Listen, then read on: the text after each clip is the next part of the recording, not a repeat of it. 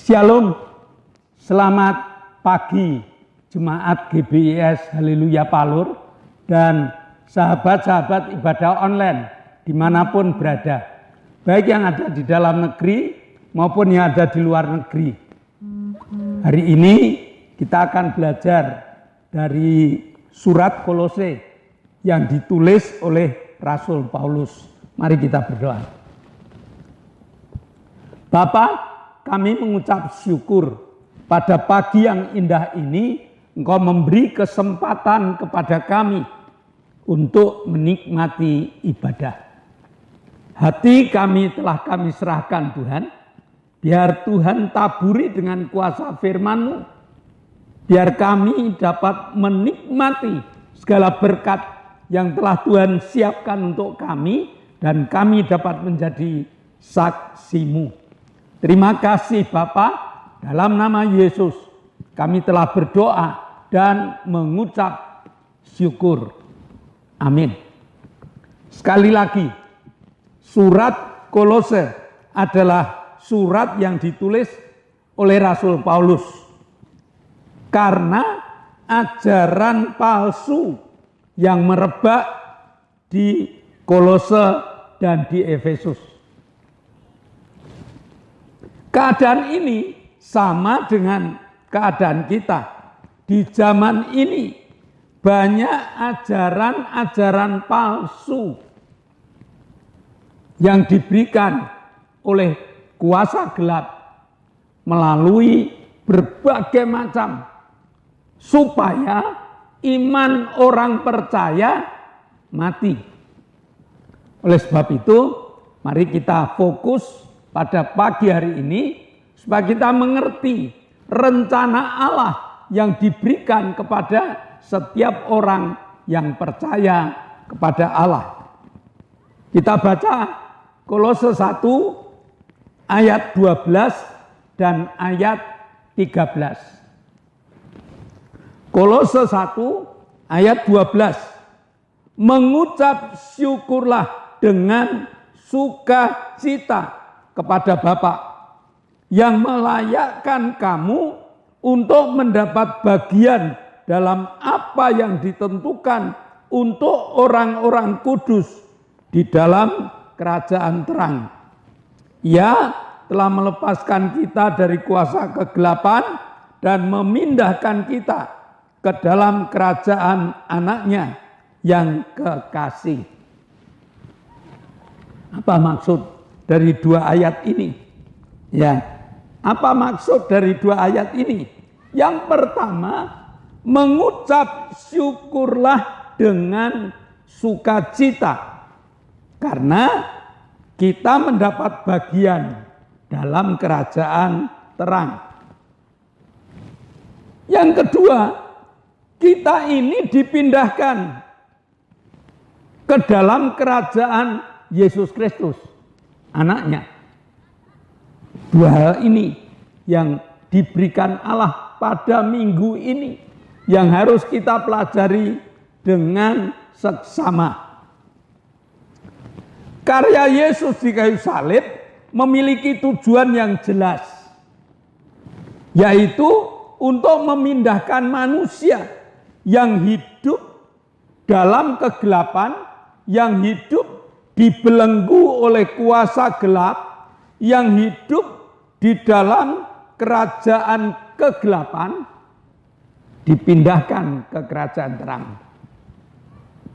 Jadi manusia yang penuh dengan dosa, hidupnya di dalam kegelapan, walaupun dia memiliki segala apapun juga, walaupun kelihatannya dia dapat melihat berbagai macam keindahan dunia, tetapi sebenarnya mereka hidup di dalam belenggu kegelapan.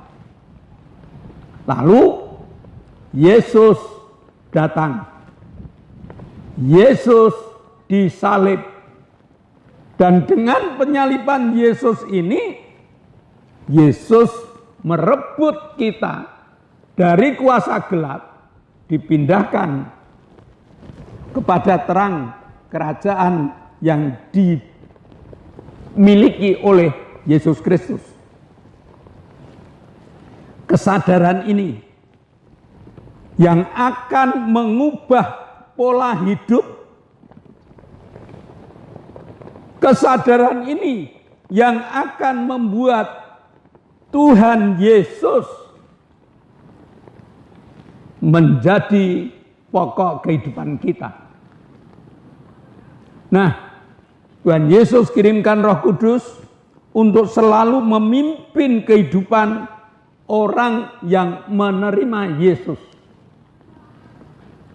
Jadi kesadaran, Tuhan membangun kesadaran, bukan pemaksaan. Wah, saya sadar sekarang saya ini harus mengubah pola hidup saya. Yang tadinya hidup di dalam kegelapan, diubah menjadi hidup di dalam terang Kristus. Tidak mungkin manusia bisa lepas seperti itu. Untuk lepas seperti itu, Yesus kirimkan Roh Kudus supaya menghasilkan pekerjaan-pekerjaan terang. Supaya manusia dapat menggunakan pola barunya. Nah, pola baru inilah yang membuat Allah melayakkan kita untuk hidup di dalam kerajaannya. Dengan pola baru, Allah mengatakan kamu layak. Kalau kamu masih hidup gelap, tidak mungkin kamu dapat hidup di dalam terang Allah.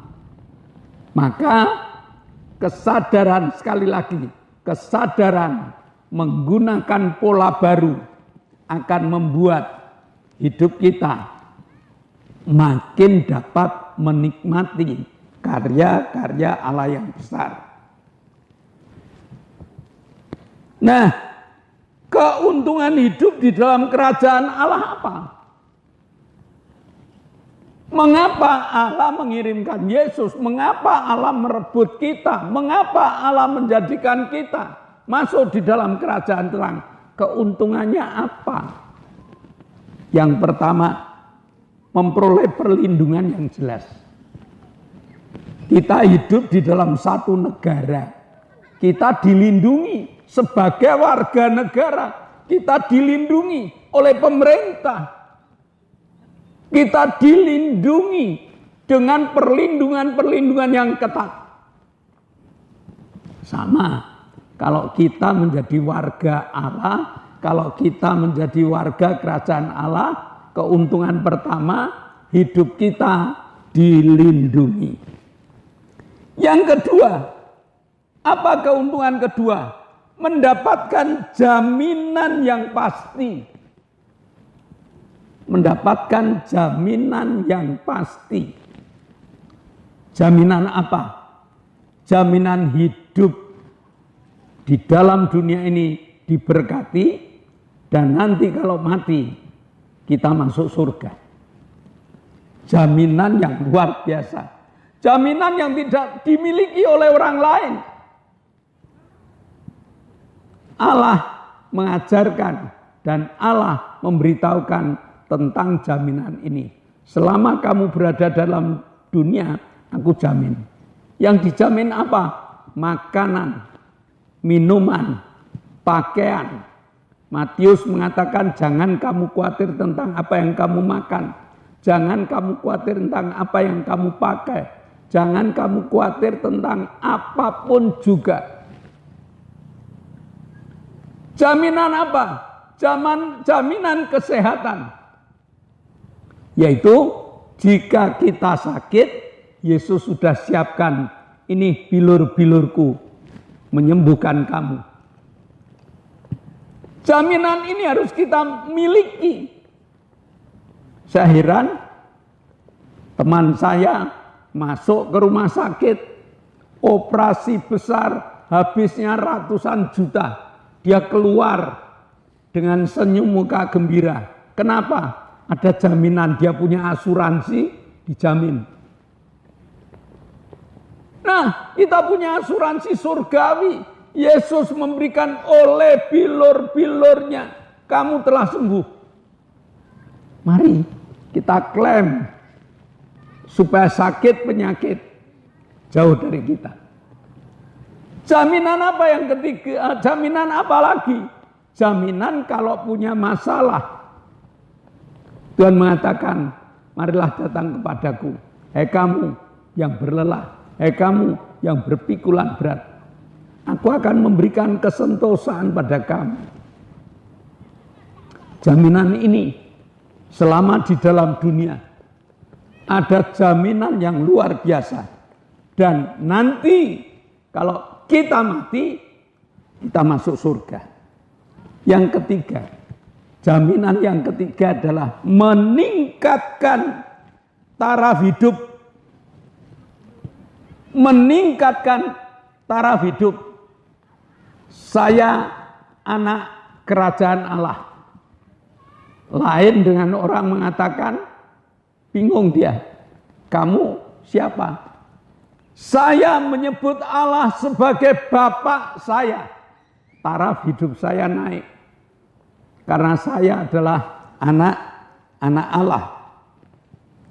Nah, setelah kita mengerti keuntungan ini, bagaimana keadaan saudara? Ternyata kita ini dipindahkan dari yang gelap menjadi yang terang. Dan kita harus mentaati hukum Allah. Setelah kita mengerti tentang dipindahkan ini, kita harus mentaati hukum Allah. Saya tanya, apakah Bapak Ibu siap dan berjanji setia? Jawabannya ya. Tapi Allah tidak butuh janji itu. Allah butuh buktinya. Apakah Bapak Ibu akan setia dengan Allah, mentaati tata aturan Allah?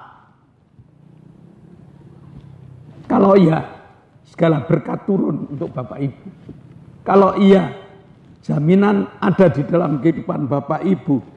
Nah, oleh sebab itu, untuk hidup di dalam terang Allah ini, kita butuh latihan. Dipindahkan itu, tidak langsung dipindahkan, kita bisa latihan sedikit demi sedikit. Kita baca buku panduan, kita latih lagi. Kita baca buku panduan, kita latih lagi. Sehingga dengan buku panduan yang ada yang ditetapkan oleh Allah, yaitu Alkitab, kita akan maju terus, dituntun dengan firman Allah. Sehingga kita dapat berpikir, kita dapat berbuat, tidak memalukan Allah. Karena ada buku panduannya. Karena Allah siap untuk melatih. Karena Roh Kudus selalu memberikan terang pada kita. Sehingga hidup kita tidak mempermalukan Allah. Ketaatan inilah yang membuat kita berani terus berlatih. Ketaatan inilah yang membuat kita tidak akan mengalami kerugian mengikut Tuhan. Karena mengikut Tuhan yang tadinya hidup dalam kegelapan, sekarang menjadi hidup di dalam terang kasih Allah. Dan di dalam terang kasih Allah ada jaminan-jaminan Allah yang diberikan kepada kita.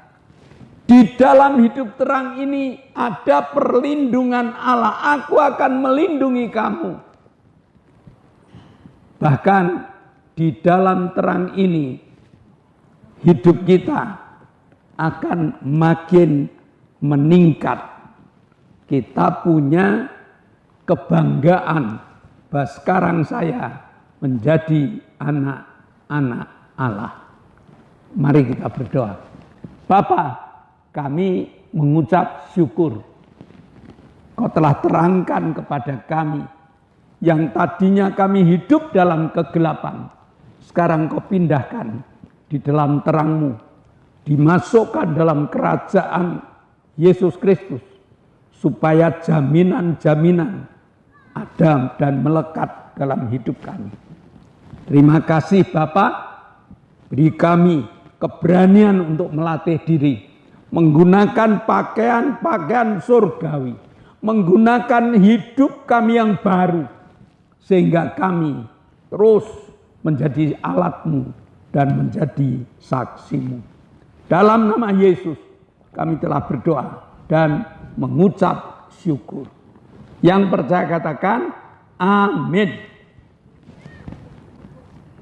Nah, shalom Bapak Ibu, di zaman new normal ini kita lebih bijaksana memakai masker di kerumunan-kerumunan. Ya, kalau di tempat yang seperti ini, di Telaga Madirda, cuacanya indah, semuanya indah dan tidak ada kerumunan yang padat. Monggo Bapak Ibu bebas dengan alam yang menyejukkan ini. Yang kedua, ibadah onsite dari GBS Haleluya Palur sudah diadakan. Kami mengundang saudara-saudara yang kepingin beribadah, gereja kami buka dengan jadwal. Minggu jam 7 pagi itu jadwal untuk anak-anak sekolah minggu. Dan jam 9 untuk ibadah umum. Lalu doakan agar ibadah online tetap jalan. Karena ibadah online ini dikonsumsi oleh teman-teman kita yang jauh. Baik yang ada di dalam negeri maupun yang ada di luar negeri. Mereka mendengar berita Injil. Maka doakan agar Tuhan mempertajam berita khotbah online ini dengan kekuatan kuasa-Nya. Doakan agar krunya sehat, agar krunya semangat. Karena kita tiap khotbah pindah tempat, membutuhkan kekuatan yang prima. Doakan agar alat-alat yang dipakai awet. Karena sering dipindahkan, sering goncang dan sebagainya. Dengan doa Bapak Ibu, alat-alat bisa menjadi awet. Lalu jadwal dari GBS Haleluya Palur.